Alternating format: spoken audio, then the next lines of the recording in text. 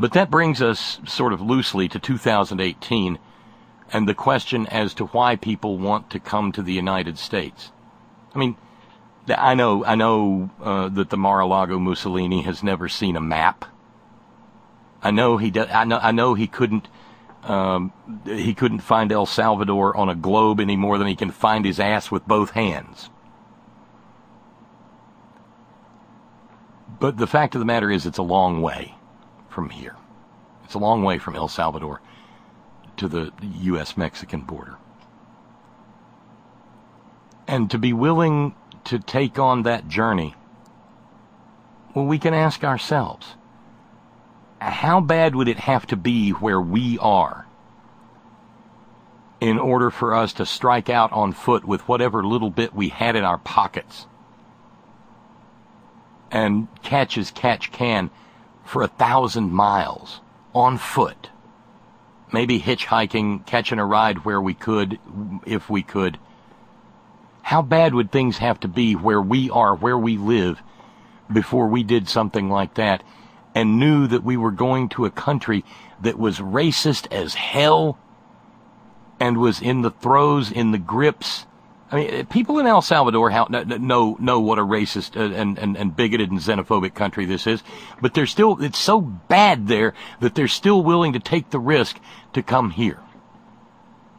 They can't stop in Mexico because the cartel and gang problems there, again, largely created by the United States of America and, things like the drug prohibition.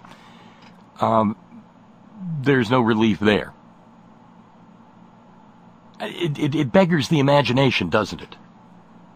Can you, Truth Seeker, can you imagine? Because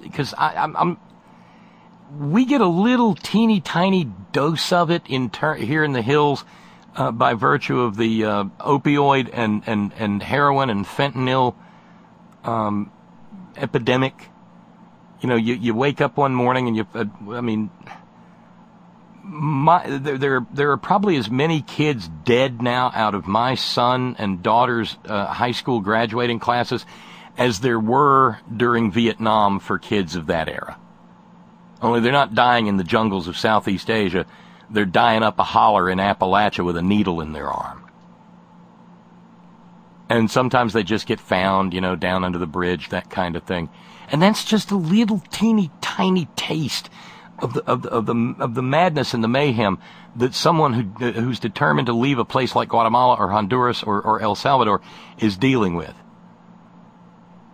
Dead people in the streets just because a gang didn't like the answers to the questions that the victim was posed, or was deemed to be supportive of another gang or not sufficiently obsequious to that cartel.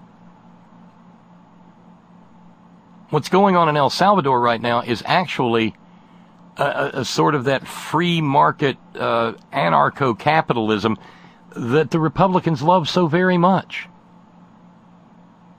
Where they don't have a big government, where the government's nice and weak, and people are free to enjoy the liberty of going and blowing the brains out of people that they don't agree with. Whether it's Honduras or El Salvador or Guatemala, what you're seeing there is actually a sort of a test kitchen of Republican politics. And again, not just the politics of Donald Trump, but Republican politics that have been with us for more than a generation, more than 2 generations. This is who they are, the Republicans.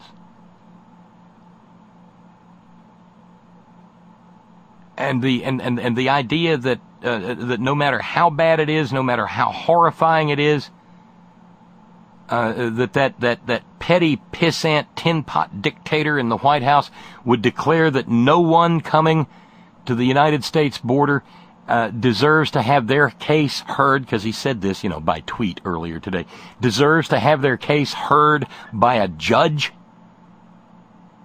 That due process is some sort of goddamn luxury that we can't afford.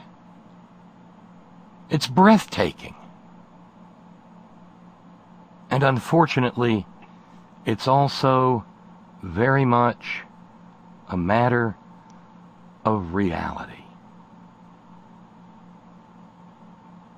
And the young men and boys crammed into rooms so densely, being forced to stand up, they cannot lie down, being forced to stand up and cannot tell whether it is day or night. They are so densely packed together in our gulags. Our brand spanking new gulags.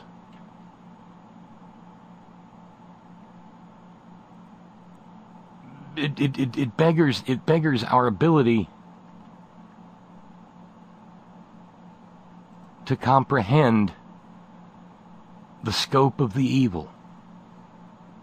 Oh, but meanwhile, back in Washington, D.C., somebody said something to Department of Homeland Security Commissar Kirstjen Nielsen and made her uncomfortable when she was sitting at the Mexican restaurant waiting for people that she despises to prepare her meal, and she had to leave. She did. She had to leave. It was sad. She couldn't even enjoy a decent meal prepared by people she fucking despises. Oh, the humanity.